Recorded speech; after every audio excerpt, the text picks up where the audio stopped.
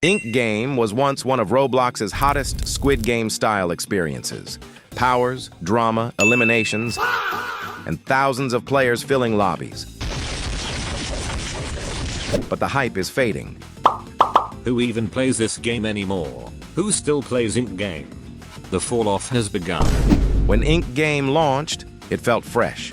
Squid Game-inspired mini-games combined with unique powers, upgrades, and a fast-growing community. For a while, it was everywhere.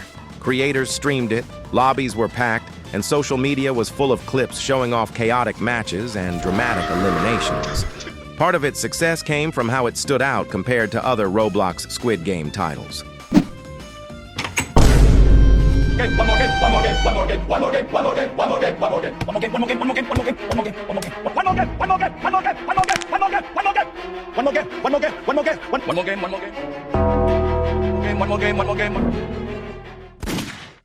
Yeah. As you can see, not every Squid Game on Roblox is exactly a masterpiece, but that's what made Ink Game different.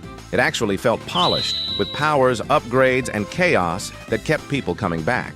For a while, it really did feel like the ultimate Squid Game experience on Roblox. Where most were simple recreations of the show's minigames, Ink Game added powers, upgrades, and a sense of progression. That gave it replayability. Players didn't just join for one match, they stuck around to grind, unlock new abilities, and when cracks started to show, they spread quickly. One of the earliest and most damaging problems was cheating. Players and creators started reporting lobbies full of exploiters, speed hacks, teleportation, auto-win scripts, and even instant kill cheats. Even without cheaters, balance became a big issue. Many powerful items, upgrades, and even guard advantages were locked behind Robux, game passes, or absurd amounts of grinding. One of the most hyped updates was Playable Guards.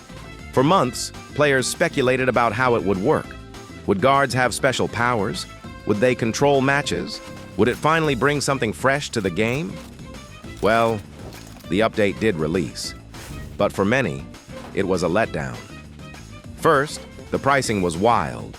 The permanent guard game pass costs around 799 Robux, which is already a big paywall. But even worse, for free-to-play players, if you wanted to try guards without Robux, it cost 325 million won just for a single match. God damn. And if you wanted to upgrade guards fully, we're talking billions of won.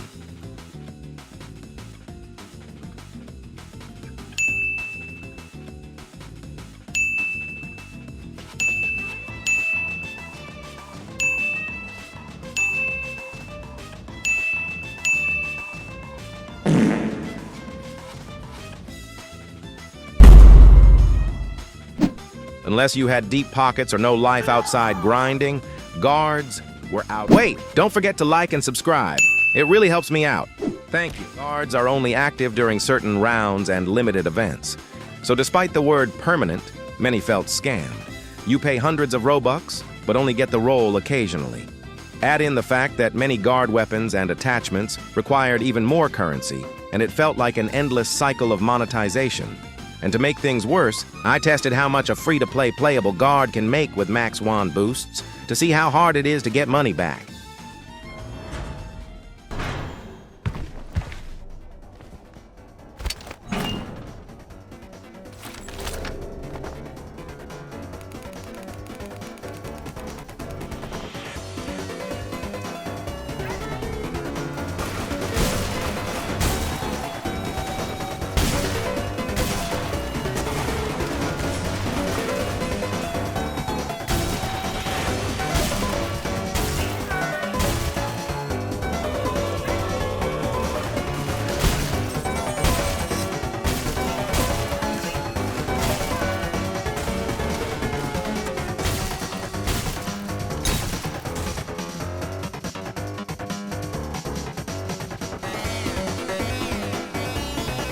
I made 131 million won as a guard in the first round. So, Playable Guard is not worth it for free-to-play players, unless you have aimbot. Now, to be fair, the developers haven't completely given up on Ink Game. They've still been pushing out small patches, fixing minor bugs and performance issues here and there. There's even a rumor going around that they might add a pity system, where players can get a guaranteed mythic after 150 rolls. If that ends up being real, it could actually help free-to-play players who've been grinding endlessly with almost no reward. It's not that the devs aren't trying. It's that progress feels slow and disconnected from what the community actually wants.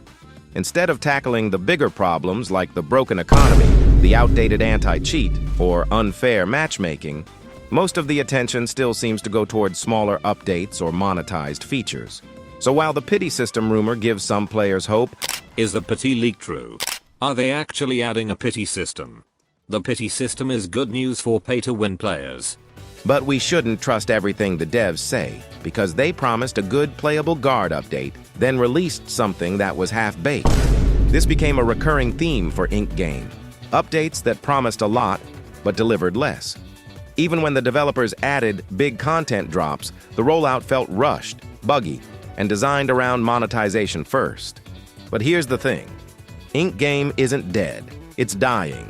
Yes, but it still has a core fan base and dedicated creators who love it. The problem is that the overall atmosphere has changed. What was once chaotic, competitive fun now feels frustrating, unbalanced, and sometimes hopeless. And unless the devs act fast, that loyal core might not stick around much longer. Could Ink Game bounce back? Absolutely. But it would take serious changes. Fairer monetization, especially with guards. Cut the insane prices, reduce pay-to-win gaps, and make permanent game passes actually mean what they say. Consistent updates, not just small fixes, but meaningful content drops backed by honest roadmaps, so the community knows what's coming. And in regards to the Playable Guards update, this is what one of the developers said about the update. In regards to the update, I made a bunch of polls regarding it being in all servers, specific games, etc., but I completely understand it not being as good as it was initially planned. To be honest, I am disappointed with the lack of gameplay and features for guards in between rounds, so I'll be working as hard as I can to clean it up and bring more fun minigames and tasks in rounds for guards to be more enjoyable, e.g., guards only appear in lights out the last 30 to 60 seconds with less damage. Expect a lot of changes, as I am doing my best to listen to feedback from the community. I apologize for the underwhelming update, and I genuinely want great big updates to come to the game, and will always strive for that. Playable guards were underwhelming. We're cleaning up the update to be more balanced and more fun.